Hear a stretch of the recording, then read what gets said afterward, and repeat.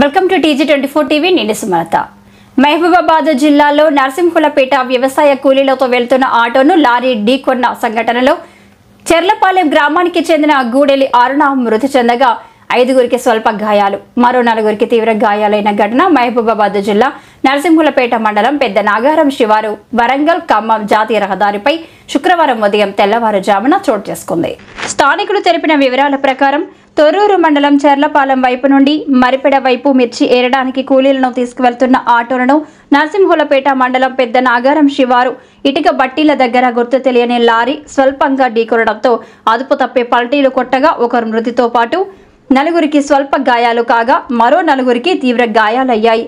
స్థానికుల సమాచారంతో ఘటనా స్థలానికి 3 మండలాల అంబులెన్సులు చేరుకోగా గాయాలైన వారిని స్థానిక పోలీసు మహబూబాబాద్ ఏరియా ఆసుపత్రికి తరలించారు.